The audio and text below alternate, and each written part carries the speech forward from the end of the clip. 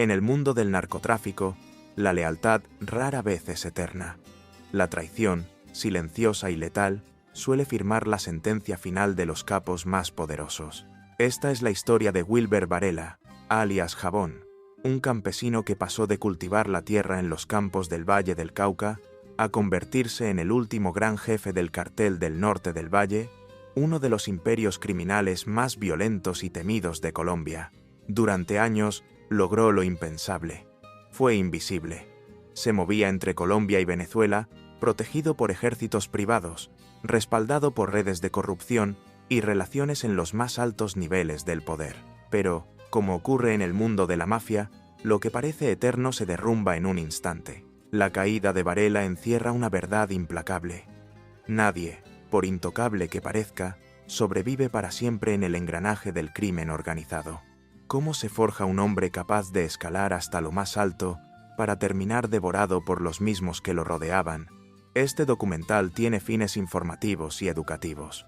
No promueve ni glorifica la violencia o el narcotráfico. Wilber Alirio Varela Fajardo nació el 6 de noviembre de 1957 en Roldanillo, un pequeño municipio agrícola del norte del Valle del Cauca. La zona, reconocida por sus cafetales y sus tierras fértiles, también estaba marcada por la desigualdad social y la falta de oportunidades, un terreno fértil para que surgieran historias como la suya. Lejos de los lujos y excesos que lo rodearían años más tarde, Varela creció en un ambiente rural, rodeado de animales de corral, campos de cultivo y las privaciones de una familia trabajadora. Quienes lo conocieron en esa época lo describen como un niño flaco y desgarbado, de carácter fuerte y reservado, que pronto mostró una inteligencia práctica y una astucia que lo diferenciaban de los demás. Una vecina de su infancia, Emilia Polo, recordaba que desde pequeño era obstinado y desconfiado, pero también muy despierto. Fue ella quien años después trabajaría como niñera en su casa,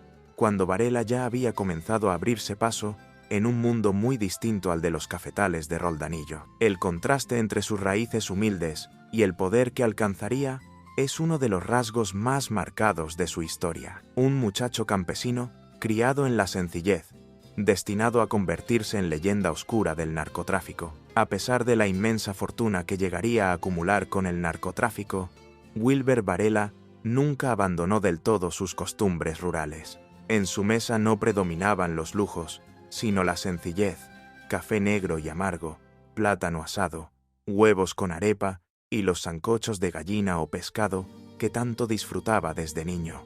Sus propiedades, a pesar de su ostentación, reflejaban la misma dualidad: caballerizas con caballos de raza, galleras repletas de apuestas clandestinas y jardines colmados de flores. Eran símbolos de poder, pero también espacios que buscaban distraerlo de un enemigo íntimo que lo perseguía siempre: la soledad. Varela era un hombre directo, sin filtros. Podía ser generoso y leal con quienes estaban de su lado, pero también implacable y violento cuando percibía una traición o un desafío. Su personalidad se movía entre extremos: el amigo solidario y el verdugo sin titubeos. En el terreno familiar, su historia estuvo marcada por contradicciones. Fue padre de 5 hijos, pero el más recordado sería Wilber Felipe Varela Camacho, conocido como Andrés Felipe. Este joven moriría asesinado en marzo de 2009, más de un año después del homicidio de su padre, en una carretera del eje cafetero. Su vida dejó entrever un costado íntimo de la tragedia familiar. En una ocasión, se vio obligado a confesarle a su padre la infidelidad de su madre. Entre lágrimas, le imploró que no la matara, recordándole que, a pesar de todo, seguía siendo su madre. Ese episodio mostró un rostro poco conocido del capo, el de un hombre dividido entre la furia y el apego, entre la violencia que lo definía y el vínculo inquebrantable con su familia. Pero si algo marcó la vida de Wilber Varela, fue la atracción que ejercía sobre las mujeres. Su nombre se asoció a modelos, reinas de belleza y actrices, como si el mundo del espectáculo y el glamour funcionaran como telón de fondo para un hombre que se movía en las sombras del crimen. Una de ellas fue Giovanna Guzmán, joven ibaguereña, que había alcanzado notoriedad como modelo y reina de belleza a comienzos de los años 2000. Con apenas 20 años, trabajaba en la agencia Intermodel, donde se ganó la reputación de ser disciplinada y combativa. Esa personalidad fuerte y ambiciosa fue lo que cautivó a Varela, con quien más tarde tendría un hijo. Sin embargo, mientras su vida privada se desarrollaba entre lujos, romances y excesos, la realidad del país era otra. Colombia atravesaba uno de los períodos más violentos de su historia reciente. Guerrillas, paramilitares y narcotraficantes mantenían al país sumido en un conflicto sangriento. Los secuestros se habían convertido en práctica cotidiana, la extorsión estaba a la orden del día y la desconfianza dominaba las calles. En medio de ese panorama, Varela debía moverse con cautela. Siempre rodeado de escoltas, construyó la fachada de un próspero ganadero para justificar sus constantes desplazamientos y ocultar sus verdaderas operaciones. Esa estrategia de camuflaje lo mantuvo a salvo durante un tiempo, pero al mismo tiempo lo acercó cada vez más a los círculos donde la violencia y el poder eran la norma. Fue a comienzos de la década de 1990 cuando Wilber Varela dio sus primeros pasos firmes dentro del negocio de la cocaína. Al principio trabajó en laboratorios clandestinos, al servicio de Andrés López López, un personaje excéntrico apodado Florecita por su manera llamativa de vestir. Aquella etapa, sin embargo, sería breve. Muy pronto Varela encontraría la oportunidad de ascender en una organización mucho más poderosa. Ese salto decisivo llegó al entrar en contacto con Gilberto y Miguel Rodríguez Orejuela, jefes absolutos del cartel de Cali. En aquel momento, Colombia vivía la guerra entre dos gigantes, Cali y Medellín. De un lado, los Rodríguez Orejuela, organizados como una estructura empresarial, con tentáculos en bancos, empresas y hasta equipos de fútbol. Del otro, Pablo Escobar y el cartel de Medellín, caracterizados por su violencia indiscriminada y sus atentados terroristas. En medio de esa disputa por el control mundial de la cocaína, Varela ingresó en la base de la pirámide. Se desempeñó como sicario y cobrador de deudas, ejecutando ajustes de cuentas, intimidaciones y asesinatos por encargo. Su eficacia y frialdad llamaron la atención de inmediato. No dudaba, no temblaba y siempre cumplía la orden. Esa mezcla de lealtad y violencia calculada lo llevó a escalar con rapidez. Su disciplina e instinto lo convirtieron en un hombre de confianza. Pasó a ser nada menos que jefe de seguridad de los Rodríguez Orejuela, un cargo reservado únicamente para aquellos capaces de obedecer sin cuestionar y de proteger con la vida a los líderes del cartel. Con esa posición, Varela dejó de ser un simple sicario. Ahora estaba en el círculo íntimo de una de las organizaciones criminales más poderosas del continente. Durante aquellos años, también se acercó a un personaje que marcaría su destino, Orlando Genao Montoya, conocido como el hombre del overol. Genao comenzó como colaborador del cartel de Cali, pero más tarde se apartó para liderar lo que se conocería como el cartel del norte del valle. Bajo su sombra, Varela encontró la plataforma perfecta para consolidarse como uno de los sicarios más temidos y estratégicos de Colombia. Su reputación alcanzó un punto de no retorno en 1996. Ese año, en Bogotá, ejecutó con precisión el asesinato de Fernando Cifuentes en una bodega al norte de la capital. La orden, según expedientes judiciales, estaba relacionada con el ajuste de cuentas tras el homicidio de Efraín Hernández, alias Don Efra, y con el fallido intento de asesinar a William Rodríguez Abadía, hijo de Miguel Rodríguez Orejuela. Con ese crimen, Varela se ganó el reconocimiento y también el miedo dentro del círculo del narcotráfico. Ya no era solo un ejecutor eficiente, se estaba convirtiendo en un hombre capaz de moldear el destino de una organización a través de la violencia. Pero la violencia no tardó en alcanzarlo. Tras la captura de Orlando Genao Montoya, su protector y mentor, Wilber Varela se convirtió en objetivo de sus rivales. En noviembre de 1997, sobrevivió a un atentado ordenado por Helmer Herrera Buitrago, uno de los capos que más tarde sería pieza clave en las disputas internas del cartel del norte del valle. El ataque dejó claro que la guerra estaba en marcha. Varela solicitó permiso a Genao para eliminar a Herrera, pero en un primer momento Su jefe se negó, con la intención de preservar una frágil paz con los Rodríguez Orejuela. Sin embargo, cuando se conoció que Herrera mantenía contactos con la DEA para entregar a los cabecillas del cartel, la decisión cambió. Henao dio luz verde, y Varela se encargó del resto. En noviembre de 1998, dentro de la cárcel de Palmira, Helmer Herrera fue asesinado. Apenas días más tarde, la represalia no se hizo esperar. En la prisión de La Picota, en Bogotá, Orlando Henao Montoya fue ultimado por José Manuel Herrera, alias el Inválido, hermano del capo caído. En cuestión de semanas, el mapa del narcotráfico en el Valle del Cauca se había sacudido de manera brutal. Las alianzas que parecían firmes se resquebrajaron, y el equilibrio del poder se rompió de forma definitiva. En medio de aquel caos, Wilber Varela emergía cada vez más fuerte. Se había convertido en un ejecutor de confianza y en un sobreviviente nato. Su ascenso como sucesor natural era evidente dentro de una organización que empezaba a fragmentarse y a librar una guerra interna sin precedentes. La muerte de Henao y la captura de los hermanos Rodríguez Orejuela marcaron el fin de una era. El otrora poderoso cartel de Cali se desmoronaba y dejaba tras de sí un vacío de poder inmenso, que rápidamente sería ocupado por nuevas estructuras. Fue en ese escenario donde el cartel del norte del Valle emergió como heredero, con un modelo menos centralizado, pero igual de violento, pragmático y lucrativo. Allí, Wilber Varela consolidó su ascenso. Con la experiencia adquirida como sicario, jefe de seguridad y estratega de confianza, se integró plenamente en la organización. Pronto escaló hasta convertirse en uno de sus líderes más temidos. Su estilo de mando se basaba en 3 pilares: la intimidación, la traición calculada y el uso sistemático de la violencia.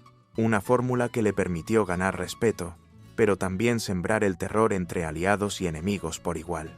El liderazgo del cartel se repartía entre figuras igualmente oscuras: Diego León Montoya Sánchez, alias Don Diego, Iván Urdinola Grajales, quien falleció en prisión en 2002, y Luis Hernando Gómez Bustamante, alias Rasguño, capturado y posteriormente extraditado a Estados Unidos. Juntos compartían rutas, cargamentos y alianzas estratégicas, pero la rivalidad siempre estaba latente, como una bomba de tiempo que podía estallar en cualquier momento. Dentro de la organización, Wilber Varela se rodeó de hombres de absoluta confianza.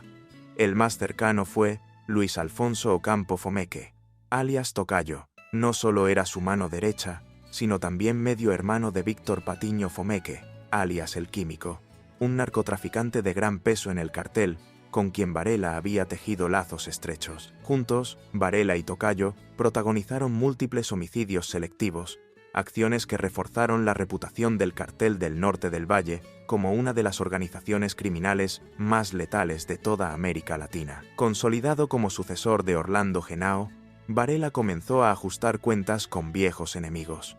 El clan Herrera, que había sido una piedra en el zapato del cartel durante años, se convirtió en blanco prioritario. 4 de sus miembros, incluido José Manuel Herrera, alias el Inválido, fueron asesinados en Guayaquil, Ecuador.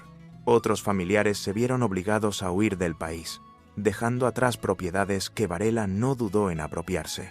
El mensaje era inequívoco: cualquiera que se opusiera a su poder sería eliminado o despojado de todo lo que poseyera. El clima interno se tensó aún más con la captura de Fernando Henao, hermano del asesinado Orlando. La detención se produjo tras una presunta delación de Miguel Solano, alias Miguelito, un antiguo socio de Varela que arrastraba deudas con Lorena Henao. La supuesta traición desató una cadena de venganzas. El asesinato de Miguelito, en una discoteca de Cartagena, fue la chispa que encendió un conflicto más amplio y sangriento. A partir de ese momento, Varela comenzó a declarar la guerra, incluso a antiguos aliados. Su violencia desmedida y la costumbre de quedarse con los bienes de sus enemigos caídos generaron un clima de desconfianza dentro de la organización. Nadie estaba a salvo. La situación alcanzó su punto más crítico con Diego León Montoya Sánchez, alias Don Diego. Al inicio habían sido socios, compartiendo rutas y cargamentos. Pero todo cambió cuando Montoya cuestionó los métodos de Varela, acusándolo de enriquecerse a costa de los demás. La enemistad se agravó aún más tras el asesinato de Miguelito, considerado un amigo cercano de don Diego. La ruptura fue definitiva. En un escenario donde la traición era ley, cada capo decidió formar su propio ejército privado. Varela creó a los Rastrojos, un grupo armado compuesto por sicarios y hombres de confianza que se convirtieron en su brazo ejecutor. Del otro lado, Montoya organizó a los Machos, una estructura igual de violenta y bien armada. Lo que siguió fue una guerra sin precedentes en el Valle del Cauca y en el Eje Cafetero. Asesinatos, masacres y desapariciones se multiplicaron, tiñendo de sangre regiones enteras. Los enfrentamientos no solo devastaron a las estructuras criminales, sino que también afectaron profundamente a la población civil. Municipios enteros vivieron bajo el terror, con cadáveres abandonados en caminos rurales, desplazamientos forzados y una violencia que parecía no tener fin. El enfrentamiento entre los Rastrojos y los Machos convirtió al valle en un escenario de guerra no declarada. Y en el centro de ese huracán estaba Wilber Varela, alias Jabón, un hombre que había aprendido que en el narcotráfico la lealtad nunca es permanente, y la violencia siempre reclama nuevas víctimas. En medio de aquella guerra sin cuartel, Wilber Varela también intentaba manejar sus asuntos personales. Durante esos años, sostuvo una relación con Lorena Genao, viuda de Orlando Genao Montoya, con la intención de protegerla a ella y a su hermano Arcángel del acecho de Diego Montoya. Sin embargo, la presión era insoportable. Perseguidos por enemigos y por la justicia, a comienzos de la década de 2000, ambos terminaron exiliándose en Panamá. Era la prueba de que la guerra interna del cartel del norte del Valle ya no conocía fronteras. La base de operaciones del cartel se mantenía en el norte del Valle del Cauca, pero su influencia se extendía a ciudades clave como Cali y, sobre todo, Buenaventura. Este puerto sobre el Pacífico colombiano se había convertido en el punto neurálgico del narcotráfico. Desde allí, zarpaban embarcaciones cargadas de cocaína con destino a México y, posteriormente, a los Estados Unidos. Controlar Buenaventura significaba controlar la puerta de salida de miles de toneladas de droga. A pesar de la magnitud de su poder, Varela mantenía una fachada cuidadosamente construida.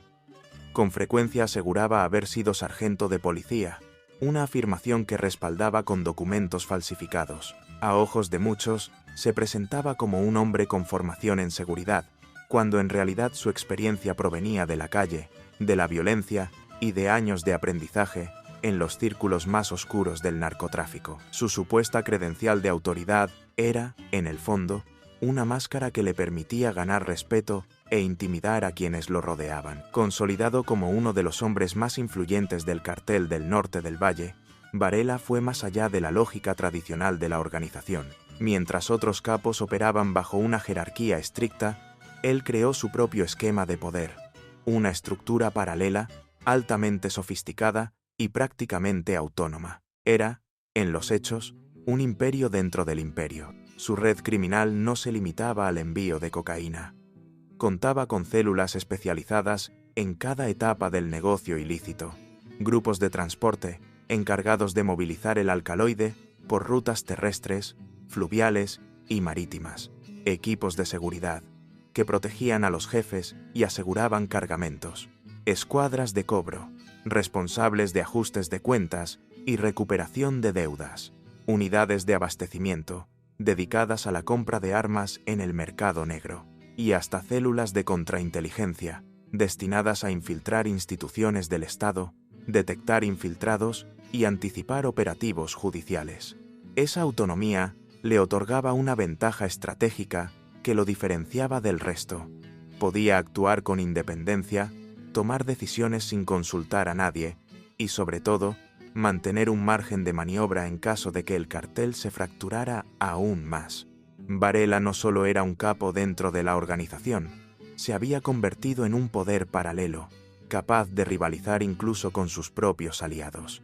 El verdadero alcance del poder de Wilber Varela quedó en evidencia en 2004. En marzo de ese año, las autoridades colombianas lanzaron la Operación Resplandor, un operativo destinado a golpear las estructuras financieras y logísticas de su organización criminal. El resultado sorprendió incluso a los investigadores. 7 personas fueron capturadas y se incautaron 4,7 millones de dólares en moneda falsa, casi $1 millón en efectivo, 71 millones de pesos colombianos, además de 3 vehículos, 5 motocicletas y un arsenal de armas y explosivos. Lejos de debilitarlo, aquel golpe reveló la verdadera magnitud de sus negocios. Apenas 2 meses después, en mayo de 2004, las autoridades desplegaron la Operación Resplandor 2. Esta vez, los allanamientos apuntaron directamente a su estructura de mando. Entre lo incautado figuraban objetos aparentemente menores, un Palm Pilot y el disco duro de un computador personal. Pero esos dispositivos resultaron ser un tesoro. Contenían información financiera detallada, listados de contactos y registros logísticos que permitieron a agencias internacionales mapear sus rutas y a sus socios estratégicos en distintos continentes. La presión internacional se intensificó rápidamente. En Estados Unidos, un gran jurado federal en Washington lo acusó de narcotráfico y de liderar una organización criminal. Como consecuencia, el Departamento del Tesoro lo designó bajo la Foreign Narcotics Kingpin Designation Act, conocida popularmente como la Lista Clinton. Con ello, más de 100 empresas vinculadas a su red quedaron bloqueadas de inmediato. Los países afectados iban desde Aruba, Costa Rica, Ecuador y Panamá, hasta Perú, España, Venezuela y Bahamas. Era el comienzo del desmantelamiento de su imperio financiero. En paralelo, Colombia también endurecía la persecución judicial. En mayo de 2004, el Tribunal del Distrito de Columbia lo señaló por violaciones a la ley RICO Racketeer, Influenced and Corrupt Organizations Act, una herramienta legal creada para combatir a las mafias en Estados Unidos. De manera simultánea, el Tribunal del Distrito Este de Nueva York presentó cargos por narcotráfico, consolidando así una orden de extradición que colocaba a Varela en la mira de la justicia internacional. La ofensiva legal y financiera demostraba que la figura de Wilber Varela había superado las fronteras colombianas.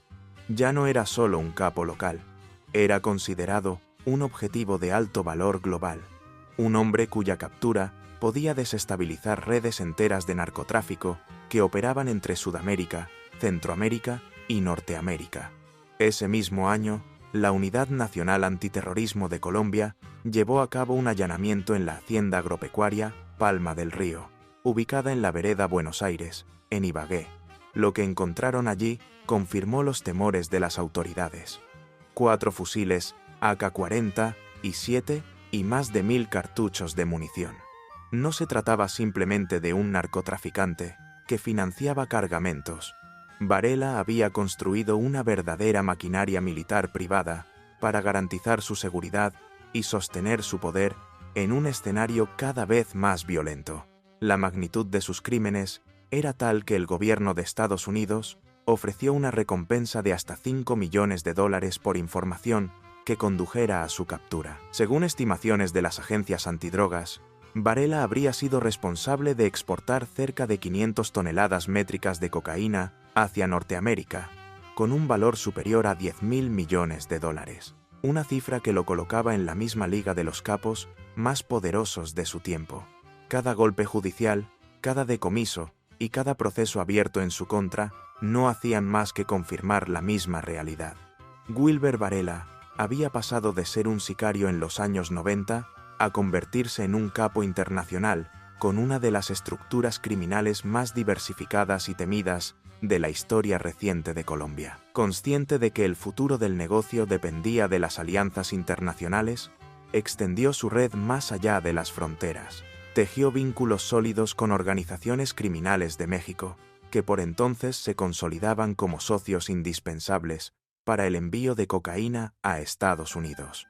Entre ellos se encontraban el Cartel de Juárez y el Cartel de los Beltrán Leiva, 2 estructuras que dominaron el panorama del narcotráfico mexicano en los años 90 y comienzos de los 2000. Diversas versiones también apuntan a que Varela mantuvo una estrecha relación con Amado Carrillo Fuentes, el legendario capo apodado el Señor de los Cielos, famoso por su flota de aeronaves, con las que envió toneladas de droga hacia Estados Unidos. Aunque Carrillo murió en 1997 tras una cirugía estética fallida, los contactos y rutas que había establecido en vida siguieron activos. Esa herencia le abrió a Varela las puertas del mercado norteamericano, consolidando su posición como uno de los proveedores más importantes de cocaína en el continente. La figura de Jabón ya no era la de un líder regional. Se había transformado en un actor transnacional, conectado a redes criminales que operaban desde Colombia hasta México y Estados Unidos. En ese momento parecía intocable, pero, como la historia demostraría, el poder en el narcotráfico nunca es eterno. Mientras extendía sus vínculos internacionales, Wilber Varela también estructuraba un aparato militar propio en Colombia. No confiaba únicamente en la fuerza del cartel del norte del Valle. Quería un ejército privado que respondiera solo a él.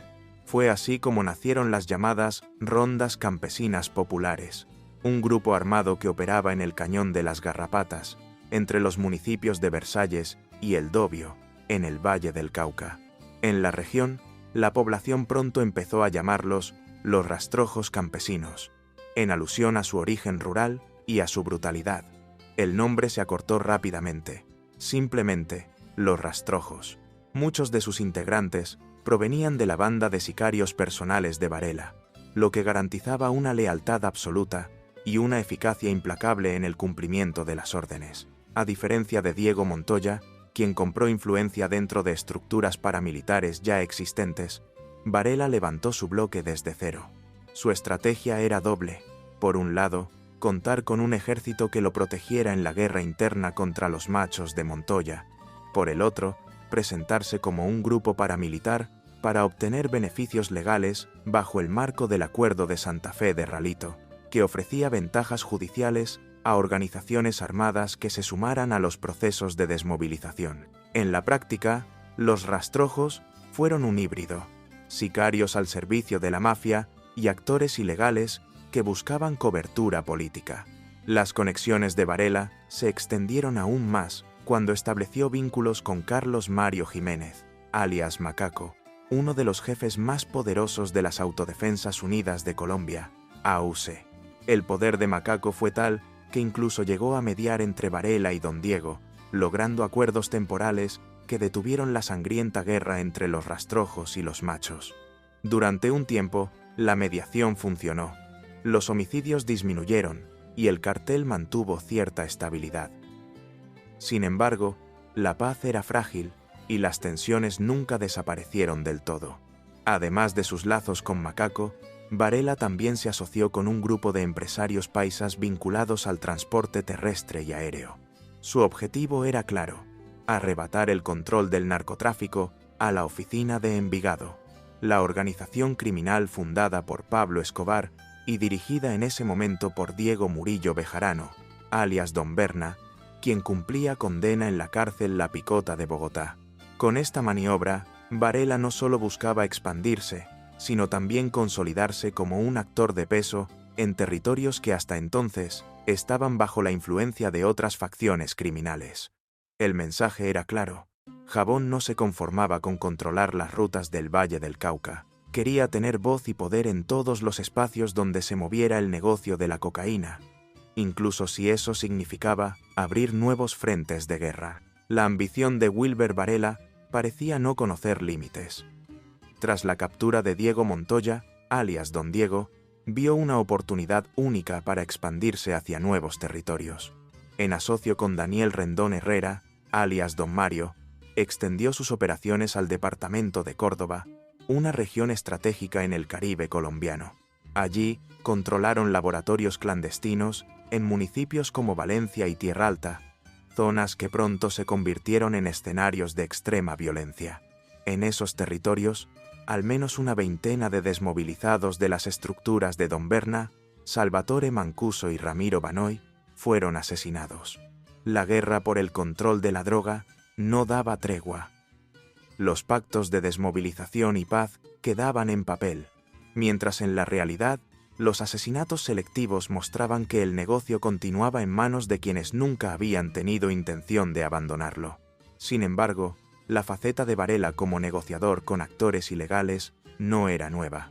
Desde mediados de los años 90, cuando lideraba una oficina de cobro para los hermanos Rodríguez Orejuela, había empezado a establecer pactos con autodefensas, guerrilleros y autoridades corruptas. Su pragmatismo lo llevaba a buscar alianzas con cualquiera que le garantizara seguridad y rutas para la cocaína. Esa misma lógica lo impulsó a tender puentes con narcotraficantes en Venezuela, anticipando lo que, años más tarde, se convertiría en su refugio más importante.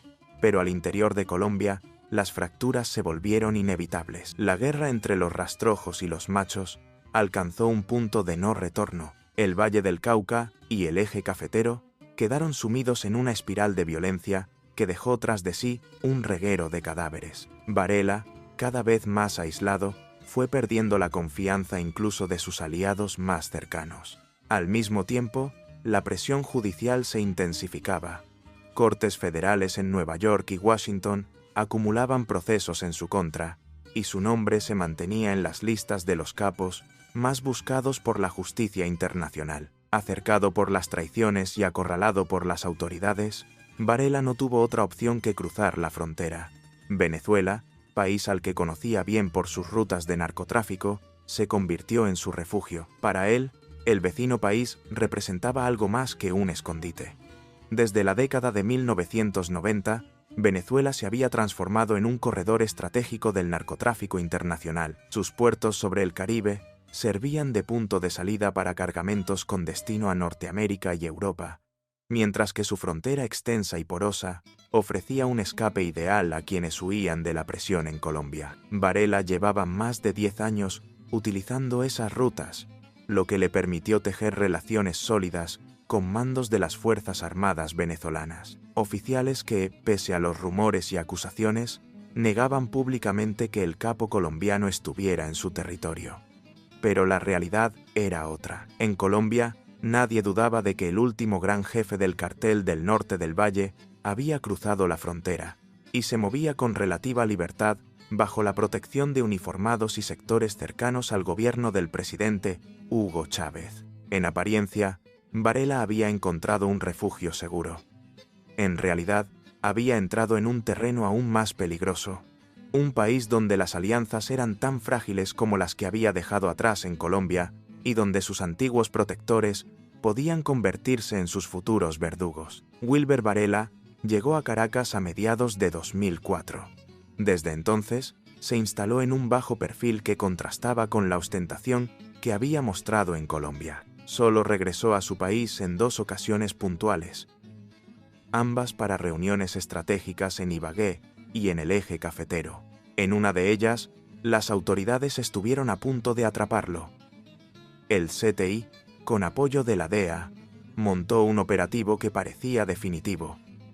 Sin embargo, una filtración de información frustró la captura. Una vez más, la suerte jugaba a su favor. La vida de su familia fue una de las pistas más claras para los investigadores. Los viajes constantes de sus 5 hijos y de sus 3 esposas hacia Venezuela confirmaban que Varela había convertido ese país en su centro de operaciones y en su escondite principal. Consciente de los riesgos, adoptó rutinas de seguridad propias de un jefe militar.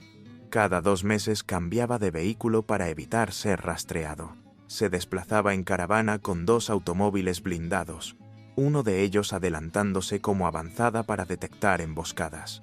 Informes de inteligencia lo situaban con frecuencia en el centro comercial Ciudad Tamanaco, en Caracas, donde incluso habría establecido una oficina discreta. También fue visto en otros puntos estratégicos del país: Puerto La Cruz, Isla Margarita, Mérida, Maracaibo y La Guaira. Su seguridad no dependía únicamente de su equipo privado. Contaba además con la colaboración activa de miembros de la Policía Regional. El propio Florencio Porras, entonces gobernador del estado Mérida, llegó a declarar públicamente que fuerzas policiales escoltaban a narcotraficantes en sus desplazamientos. Una afirmación que, sin mencionarlo directamente, reforzaba las sospechas de que Varela gozaba de protección oficial. Las agencias de inteligencia internacionales también lo seguían de cerca. Diversos informes señalaban que uno de sus principales protectores era el general Hugo Armando Carvajal Barrios, alias El Pollo, quien en ese momento se desempeñaba como comandante de la Dirección General de Inteligencia Militar. Según múltiples versiones, Carvajal habría dado órdenes directas a oficiales de la Guardia Nacional, del Ejército y de la antigua Policía Política DISIP para brindar apoyo logístico y seguridad al capo colombiano. Pero esa protección tenía un costo: mantener activo su ejército privado en Colombia y, al mismo tiempo, pagar sumas cada vez más elevadas a funcionarios venezolanos para garantizar su seguridad se convirtió en una carga difícil de sostener. Lo que en un inicio parecía un refugio seguro, se transformó en una trampa económica y política. Por primera vez en años, la seguridad de Wilber Varela comenzaba a tambalearse, y con ella, los cimientos de su imperio criminal. La aparente tranquilidad de Wilber Varela en Venezuela comenzó a resquebrajarse cuando nuevas fuerzas emergieron en el escenario criminal. El país ya no era únicamente un refugio para capos colombianos. Se estaba convirtiendo en el epicentro de estructuras locales con fuerte influencia militar. Entre ellas destacaba el temido Cártel de los Soles, una red señalada en múltiples investigaciones y reportajes como conformada por altos oficiales y exoficiales de la Fuerza Armada Nacional. Su consolidación representó un golpe directo para Varela. Pasó de ser un huésped protegido a convertirse en un competidor incómodo. Durante su último año en territorio venezolano, el capo vivió en constante desplazamiento. Cambiaba de estado con frecuencia, evitando permanecer demasiado tiempo en un mismo lugar, siempre obsesionado con la seguridad. Pero esa movilidad también era un reflejo de su debilidad. Ya no tenía recursos suficientes para sostener el entramado de sobornos, ni para financiar las guerras que había iniciado contra sus rivales. Los aliados que en otro tiempo le habían abierto las puertas comenzaron a darle la espalda. Uno de los pocos que aún lo apoyaban era un alto funcionario de la gobernación del estado Barinas. Durante años, la relación había sido cordial, pero pronto se deterioró. Varela poseía 3 haciendas que limitaban con propiedades de la familia de Hugo de los Reyes Chávez, padre del presidente venezolano. A través de un proceso de extinción de dominio, esas tierras le fueron arrebatadas. El capo no tuvo cómo reclamar, simplemente tuvo que aceptar la pérdida. Ese episodio lo dejó debilitado, resentido y, sobre todo, más vulnerable que nunca. En medio de esa fragilidad, comenzaron las traiciones. Oficiales que antes lo habían protegido vieron en él una oportunidad. La recompensa millonaria ofrecida por el gobierno de Estados Unidos se convirtió en un incentivo demasiado tentador. Cerca de una docena de militares y exmilitares se acercaron a agencias estadounidenses con la intención de entregarlo. La mayoría lo hizo movida por el dinero, pero algunos aseguraron actuar por convicción, afirmando que no podían seguir respaldando la corrupción que corroía a las Fuerzas Armadas venezolanas. El cerco se cerraba cada vez más. Wilber Varela, que en el pasado se había movido como un pez en el agua entre las sombras del poder, ahora se encontraba atrapado en un mar de enemigos y traiciones. Su tiempo en Venezuela empezaba a agotarse. Uno de los pocos que permaneció a su lado en medio del aislamiento fue el general Hugo Armando Carvajal Barrios, alias El Pollo.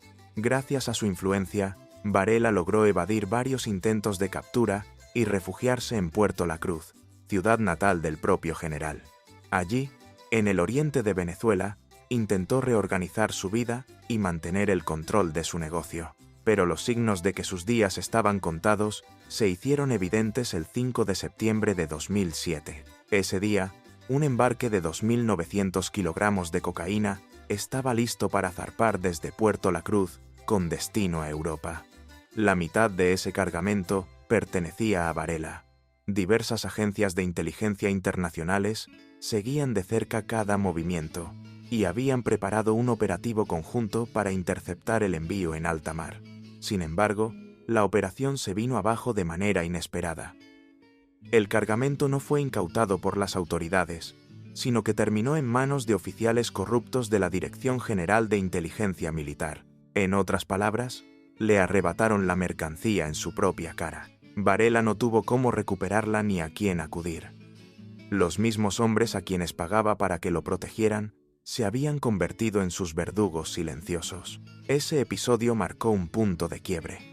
El capo entendió que Venezuela ya no era un refugio seguro, sino una trampa mortal. Sus aliados se transformaban en enemigos, y los cimientos de su imperio comenzaban a resquebrajarse. Cuando intentó reclamar el cargamento perdido, la respuesta fue contundente. No habría devolución. El capo, que había sido intocable durante años, protegido por ejércitos privados y funcionarios corruptos, fue despojado sin remedio. La traición ya no era una posibilidad. Era una realidad consumada. La balanza del poder se inclinaba en su contra. Lo que hasta entonces había sido un reino de lealtades compradas empezaba a desmoronarse, y con ello, la vida de Wilber Varela entraba en su capítulo final. Lo que en algún momento fue una alianza estratégica, con altos oficiales y estructuras de poder en Venezuela, terminó por convertirse en su peor pesadilla. Varela comprendió que la red de protección que había comprado con millones ya no lo respaldaba. Se había transformado en una trampa mortal. Consciente de que cada día perdía influencia y de que se había convertido en un objetivo incómodo para muchos, tomó una decisión que parecía lógica: regresar a Colombia para recuperar el terreno perdido. En su mente, la ecuación era simple. Mantener su seguridad en Venezuela le costaba fortunas, mientras que en Colombia, con el respaldo de su ejército privado, los rastrojos, podía ejercer control de manera más eficaz y con menos gasto. Pero ese plan nunca llegaría a concretarse. Interceptaciones telefónicas realizadas en el Valle del Cauca y en Antioquia revelaron que su asesinato ya estaba siendo planeado con precisión quirúrgica. Y lo más perturbador era que la conspiración no provenía de enemigos externos, sino de uno de los hombres en los que más había confiado: Luis Enrique Calle Serna, alias Comba. Durante los 6 años que Varela permaneció refugiado en Venezuela, Comba había heredado buena parte del negocio. Con el apoyo de sus hermanos, Javier Antonio y Juan Carlos, consolidó operaciones en Corinto, Cauca, y en Tumaco, Nariño, donde llegaron a producir cerca de 500 kilos de cocaína semanales. Esa producción se negociaba de manera independiente, a espaldas de la estructura central que aún encabezaba Varela. Aunque Jabón mantenía el control de las grandes rutas hacia Antioquia y Córdoba, la balanza del poder empezaba a inclinarse en contra suya. La traición venía desde el corazón mismo de su organización. Comba no solo era su lugarteniente, también había sido el jefe de finanzas de toda la estructura, el hombre que conocía cada cifra, cada ruta y cada debilidad. Lo que en el pasado fue una relación de subordinación se había transformado en una rivalidad mortal. El capo, que durante años había sobrevivido a atentados, persecuciones judiciales y traiciones externas, estaba a punto de descubrir que su caída definitiva vendría de quien menos esperaba: su propio heredero en la organización. La tensión entre Wilber Varela y su lugarteniente estalló definitivamente a comienzos de 2007. La desconfianza hacia Luis Enrique Calle Serna, alias Comba, era tan evidente que el propio capo decidió delatarlo. En coordinación con la DEA, la policía colombiana lanzó un operativo en el que fueron capturadas 16 personas, entre ellas familiares cercanos de los Calle, su tío Juan Bautista Uribe Serna y sus primos Rafael Uribe Serna, Haider y William Uribe Quintero. Lejos de neutralizar a sus enemigos internos, aquel golpe selló la ruptura total. Lo que había sido una relación de subordinación se convirtió en odio abierto. Comba no perdonaría jamás aquella traición, y desde entonces la suerte de Varela quedó marcada. Meses después, el 28 de enero de 2008, el capo viajó desde Caracas hasta Mérida, en los Andes venezolanos. Oficialmente, el motivo era personal: una cita con una mujer a la que había conocido en un establecimiento de la ciudad y la promesa de visitar juntos el teleférico. En la práctica, ese viaje se transformaría en el último capítulo de su historia. Varela llegó en un vehículo blindado, acompañado de Weimar Pérez Aranguro, alias El Grasoso, uno de sus hombres de absoluta confianza y encargado de manejar todas sus comunicaciones. En apariencia, Eran días de descanso. Pero en paralelo, el capo había coordinado un encuentro con 2 supuestos miembros de su organización. Nadie sospechaba que aquella cita era, en realidad, una emboscada cuidadosamente preparada. El encuentro tuvo lugar en la cabaña número 6 de un complejo turístico ubicado en las afueras de Mérida. Tanto Varela como el Grasoso llegaron sin armas ni teléfonos móviles, convencidos de que se trataba de una reunión informal con personas de confianza. Esa confianza, sin embargo, resultó ser el error que les costaría la vida. En medio de la conversación, se desató el ataque. El motivo era claro: el control del narcotráfico en la región de los Santanderes y el cierre definitivo de un ciclo de poder. El 30 de enero de 2008, Wilber Alirio Varela, conocido en todo el continente como Jabón, fue asesinado a tiros. La identificación del cadáver no fue sencilla. Llevaba documentos venezolanos a nombre de José Antonio Pérez Chacón, lo que retrasó el proceso. Junto a él yacía el cuerpo de El Grasoso, su hombre de confianza. Ambos habían sido acribillados y rematados con disparos en la cabeza, el sello inconfundible de un ajuste de cuentas en el mundo del narcotráfico. Los cuerpos fueron hallados en una de las cabañas Free Air, en el sector de Loma de Los Ángeles, en la vía que conduce a la población de Jají, en Mérida. Con su muerte, caía el último de los grandes líderes del cartel del norte del Valle, que permanecía en libertad, después de las capturas de Juan Carlos Ramírez Abadía en Brasil y de Diego Montoya en Colombia. En paralelo, la violencia no cesaba. Los rastrojos, el ejército privado de Varela, seguían dejando un reguero de cadáveres, pero Comba había elegido otro camino. Traicionó a su jefe y selló nuevas alianzas. Se unió a Daniel "el Loco" Barrera, a los hermanos Víctor y Miguel Ángel Mejía Múnera, al paramilitar Carlos Mario Jiménez, alias Macaco, y a Pedro Oliverio Guerrero, alias Cuchillo, quien se había apartado de los procesos de paz con el gobierno colombiano. Para las autoridades, estos hombres representaban la nueva generación del narcotráfico. Su ascenso presagiaba una etapa aún más caótica, marcada por guerras sucesivas que se extenderían a lo largo y ancho de Colombia. La caída de Varela no significó el fin del negocio. Fue solo el inicio de un reacomodo de fuerzas que dejaría cicatrices profundas en el país. Así terminó la historia de Jabón, de campesino en Roldanillo a capo internacional, de sicario obediente a jefe de uno de los ejércitos criminales más temidos de Colombia, y finalmente, de aliado protegido en Venezuela a traicionado sin remedio. Su vida refleja la lógica inexorable del narcotráfico. En ese mundo, el poder nunca es eterno, y la traición siempre llega desde donde menos se espera. Gracias por acompañarnos en este recorrido por la vida y la caída de Wilber Varela, alias Jabón. Una historia marcada por la ambición, la violencia y la traición, que nos recuerda cómo los imperios criminales, por poderosos que parezcan, siempre terminan desplomándose. Si esta historia te resultó interesante, te invitamos a suscribirte al canal y activar la campanita de notificaciones para no perderte nuestros próximos documentales. Haz clic en el video que aparece en pantalla y continúa explorando con nosotros el oscuro mundo del crimen organizado.